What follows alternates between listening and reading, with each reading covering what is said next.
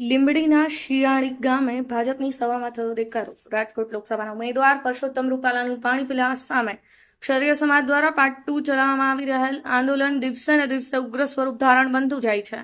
ત્યારે લીંબડી તાલુકાના શિયાળી ગામે ધારાસભ્ય અને નાયબ મુખ્ય દંડક જગદીશ મકવાણા અને કિરીટસિંહ રાણા તેમજ કાર્યકર્તાઓ દ્વારા સભાનું આયોજન કરવામાં આવ્યું હતું। સુરેન્દ્રનગર જિલ્લાના લીંબડી તાલુકાના શિયાળી ગામે ભાજપના લોકસભાના ઉમેદવાર ચંદુભાઈ શિહોરાના પ્રચાર માટે સભાનું આયોજન કરવામાં આવ્યું હતું। ત્યારે ક્ષત્રિય સમાજના યુવાનોને સભાની માહિતી મળતા ક્ષત્રિય સમાજના યુવાનો ચાલુ સભામાં એકઠા થઈ ઘૂસીને રૂપાલાના વિવાદિત ટિપ્પણી અંગે રૂપાલાના વિરોધ સૂત્રોચ્ચાર કરી હોબાળો મચી જવા પામ્યો હતો।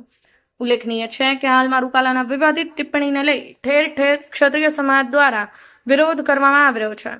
રૂપાલા હાય હાય ભાજપ જવાની ના નારા લગાવવામાં આવી રહ્યા છે। ક્ષત્રિય સમાજ દ્વારા જ્યાં ભાજપ દ્વારા સભા મીટિંગ ને રેલીનું આયોજન કરવામાં આવ્યું છે ત્યારે આવા કાર્યક્રમોની જાણ ક્ષત્રિય સમાજ અને ક્ષત્રિય સમાજના યુવાનોને થાય છે।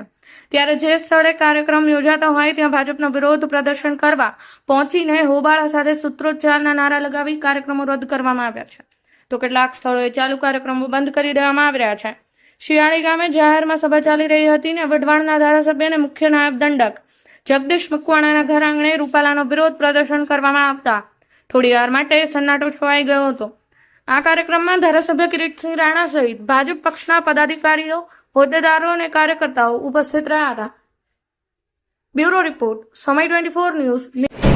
આ મતદાન મહાપર્વને બંધારણ બચાવવા માટે દેશની લોકશાહી બચાવવા માટે આ મતદાન કર્યું છે।